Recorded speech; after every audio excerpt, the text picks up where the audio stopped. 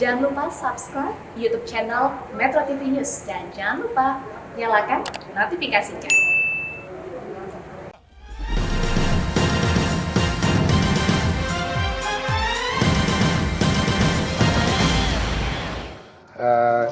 Kami ingin menyampaikan bahwa tadi kita berdiskusi dengan Komnas Perempuan dan menyepakati untuk meminta dukungan dari Komnas Perempuan terkait penyelidikan dan pendalaman ya, terhadap kasus dugaan kekerasan seksual yang terjadi atau menimpa Ibu PC.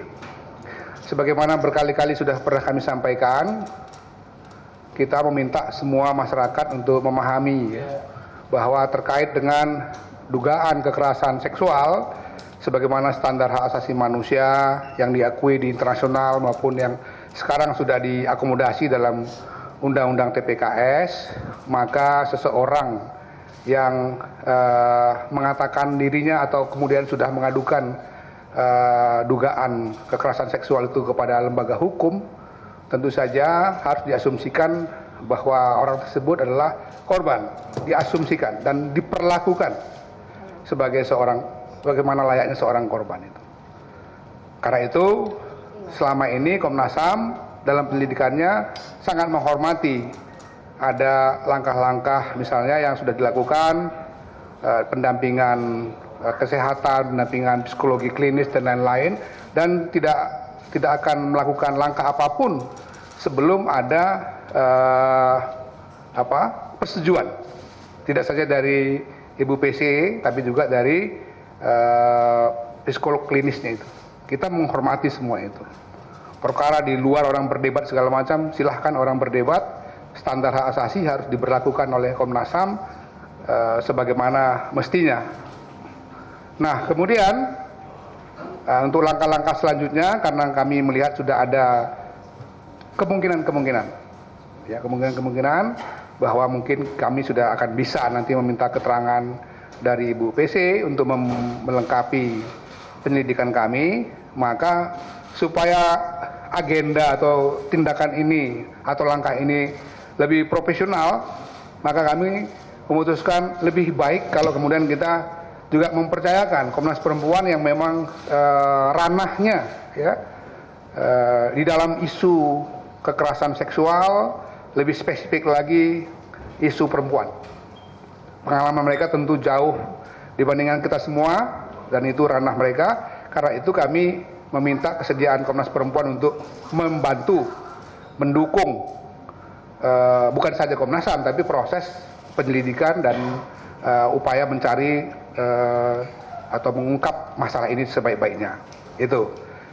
Dari Komnas HAM juga ada kami mintakan kesediaan nanti Ibu Sandra Yatimoniaga, salah seorang komisioner kami yang juga punya pengalaman banyak, bukan saja karena dia seorang perempuan tapi juga dia punya pengalaman banyak untuk itu.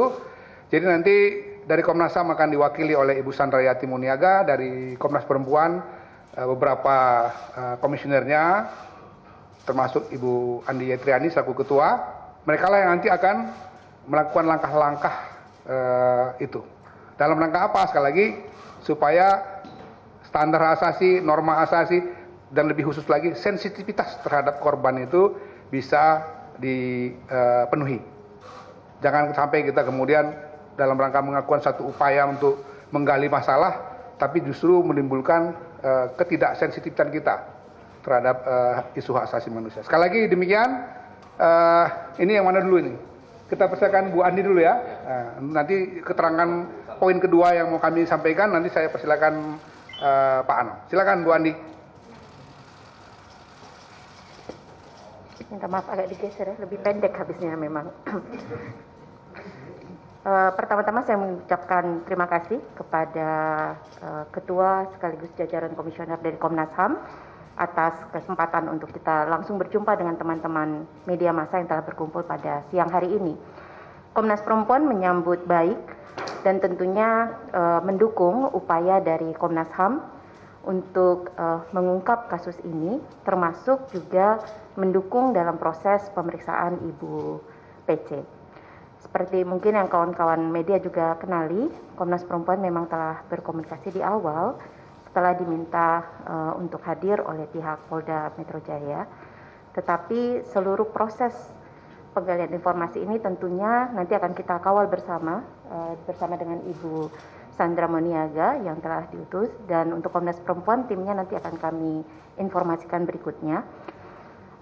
Dan seperti yang tadi disampaikan oleh Ketua Komnas HAM, Bapak Taufan Damanik, betul sekali dalam proses kita untuk mendengarkan pelaporan kasus kekerasan seksual, kita perlu memperhatikan tentunya standar-standar hak asasi manusia dan juga berbagai guidelines atau pedoman untuk memastikan proses pencarian informasi ini tidak menimbulkan dampak yang lebih buruk dan juga pada saat yang bersamaan bisa memberikan informasi yang dibutuhkan.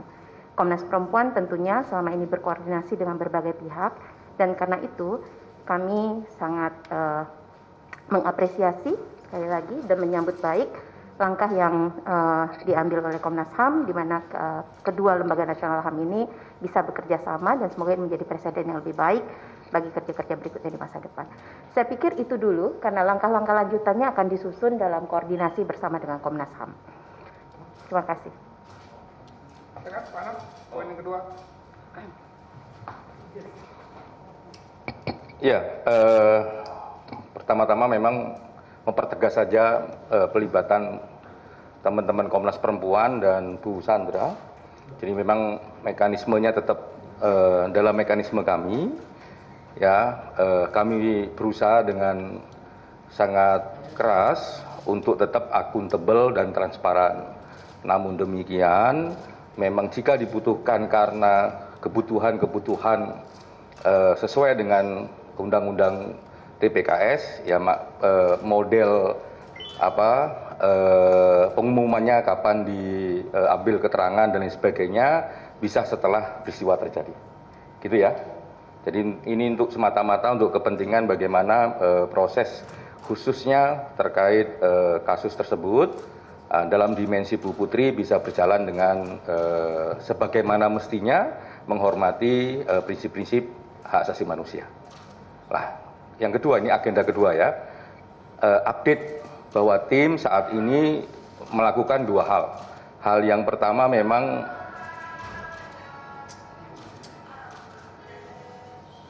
nggak apa-apa, santai. Ada hiburan soalnya. Oke? Aman ya? Oke, nggak apa-apa. Ya, yang pertama adalah agenda tim ya. Yang pertama memang kami sedang menyandingkan semua yang sedang kami peroleh, ya, baik dari Jambi, baik dari pendalaman Dokes, cyber, dan berbagai keterangan yang lain. Itu yang pertama. Untuk persiapan kami hari Rabu untuk melaksanakan balistik, ya. Yang berikutnya adalah besok juga masih ada pemeriksaan untuk cyber. Kan kemarin Pak BK mengumumkan dari 15 HP masih ada 5 HP yang belum diberikan keterangan karena masih proses, dan itu akan diselenggarakan besok. Nah, oleh karenanya tim hari ini memang meletakkan semua bahannya biar agak lebih tajam gitu ya, itu persandingan dari keterangan satu ke keterangan yang lain dan lain sebagainya. Jadi melihat apakah ada persesuaian ataukah ketidaksesuaian, seperti kalau di hukum pembuktian itu ada di model pembuktian. Yang kedua, ya, karena memang beberapa waktu yang lalu kita juga mendalami soal Dokes, terus kita sandingkan dengan beberapa keterangan. Nah, itu hari ini tim sedang berproses di Rumah Sakit Kramat Jati untuk melengkapi beberapa informasi khususnya terkait administrasinya. Jadi administrasi luka dan lain sebagainya itu saat ini sedang berlangsung di RS Kramat Jati. Mungkin itu, terima kasih banyak. Oke. Ya, silakan.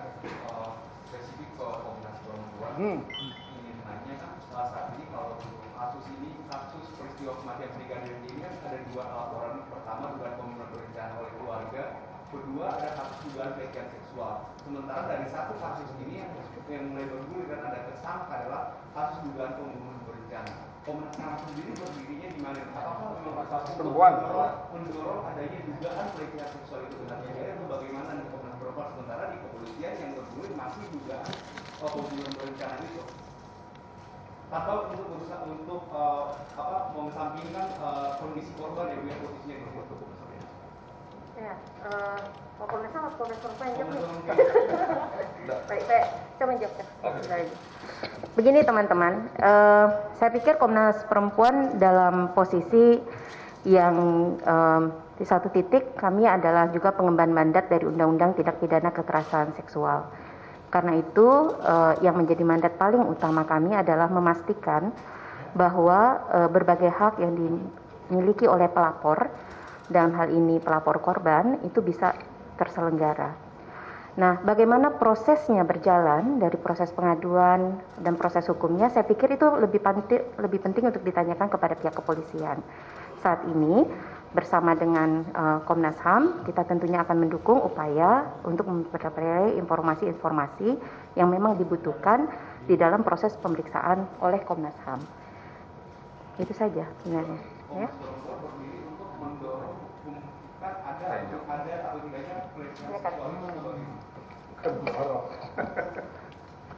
Jadi kita ulangi lagi ya, pelibatan Komnas Perempuan dalam proses penanganan kasus Brigadir J ini adalah kebutuhan Komnas HAM. Untuk apa? Membuat terangnya peristiwa. Karena peristiwa ini ada soal pengaduan soal pembunuhan, ada juga pengaduan soal kekerasan seksual. Seperti tadi dijelaskan oleh Pak Tovan, teman-teman Komnas Perempuan jauh memiliki pengalaman yang lebih panjang. Makanya kami juga libatkan teman-teman Komnas Perempuan. Termasuk di kami ada Bu Sandra yang juga punya pengalaman panjang soal kasus-kasus terkait itu. Makanya kami juga mempercayakan tim ini untuk bekerja di konteks Bu PJ ini, itu yang mewakili Komnas HAM nantinya di samping tim memang Bu Sandra lah sebagai PIC. Jadi nggak ada mendorong ini mendorong itu. Yang kami lakukan adalah membuat terangnya peristiwa. Dari terangnya peristiwa itulah kami akan simpulkan apakah ada pelanggaran hak asasi manusia ataukah tidak dengan berbagai dimensinya. Gitu ya. Mulai dari peristiwanya sendiri, mau dari proses hukumnya sendiri. Misalnya kalau dalam proses hukumnya pertanyaan yang paling mendasar, apakah ada soal access to justice? Apakah ada soal fair trial? Apakah ada nanti ada obstruction of justice dan sebagainya? Ini peristiwanya sedang berproses, secara prosedur juga sedang berproses. Tapi ini semua bisa dinilai oleh Komnas HAM ketika Komnas HAM sudah mendapatkan terangnya peristiwa.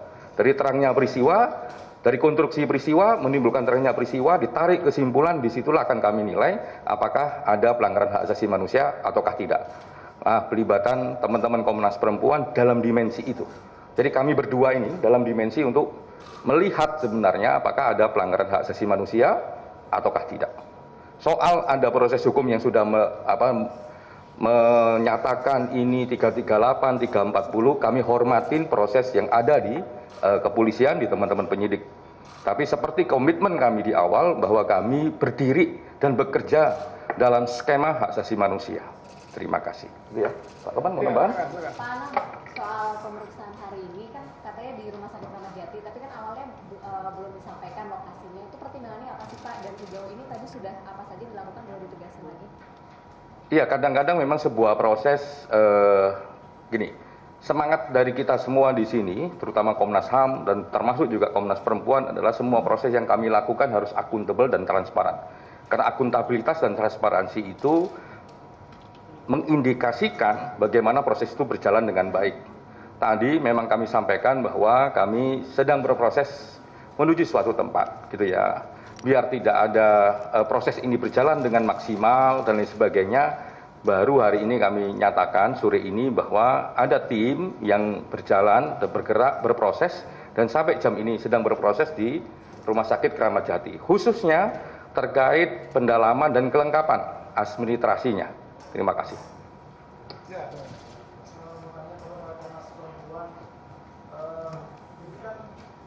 ini kan menyita perhatian publik gitu. Kita tahu beberapa dalam PPKS itu buat itu bisa dijelaskan apakah nanti sejauh mana gitu ya kasus itu bisa dijelaskan ke publik. Jadi sehingga publik tidak punya ekspektasi yang melampaui daripada undang-undang sendiri. Itu yang pertama. Ataukah nanti mekanismenya apakah Komnas Perempuan yang mengumumkan sendiri atau nanti itu bagian dari Komnas HAM yang akan mengumumkan itu? Oke, silakan Bu Andi. Terima kasih.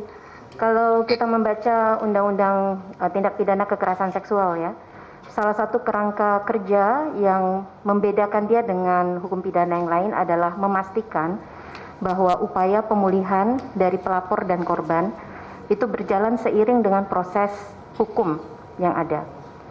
Dan juga pasca persidangan ataupun nanti dengan penetapan pengadilan, hak-hak lain terkait dengan pemulihannya itu juga bisa diperoleh.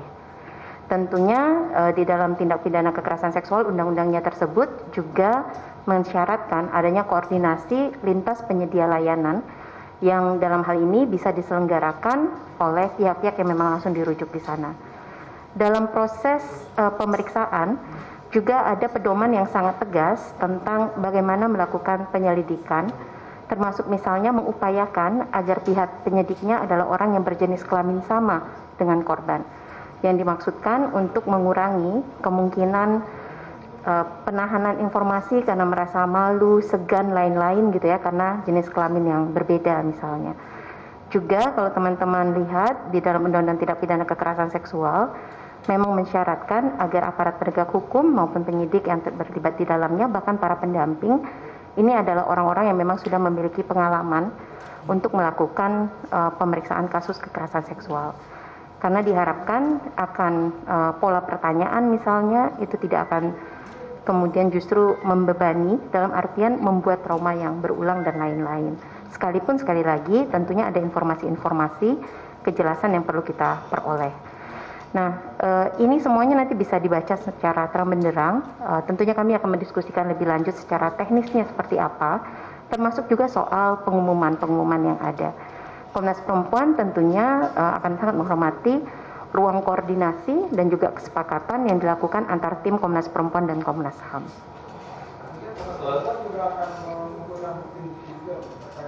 Bagaimana? Mau?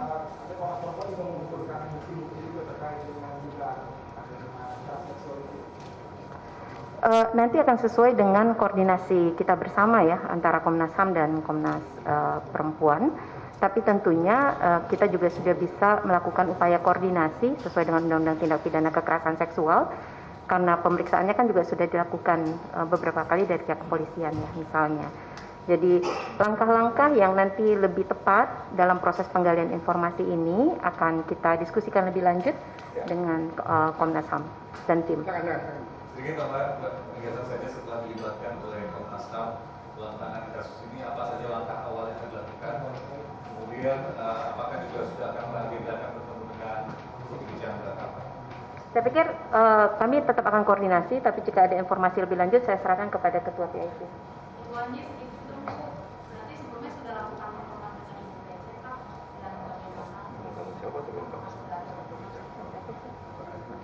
Ya, seperti saya sampaikan, sejak diminta datang ke Polda untuk menerima keterangan bahwa telah ada pelaporan kasus kekerasan seksual, memang kami pernah berjumpa dengan Ibu PC, dan itu juga yang kemudian menjadi posisi Komnas Perempuan ketika teman-teman melihat rilis dari Komnas Perempuan meminta agar untuk tidak membuat spekulasi macam-macam dulu terkait kasusnya, karena kita butuh memberikan ruang juga untuk Ibu PC untuk bisa berpulih sehingga ia bisa memberikan keterangan lebih lanjut.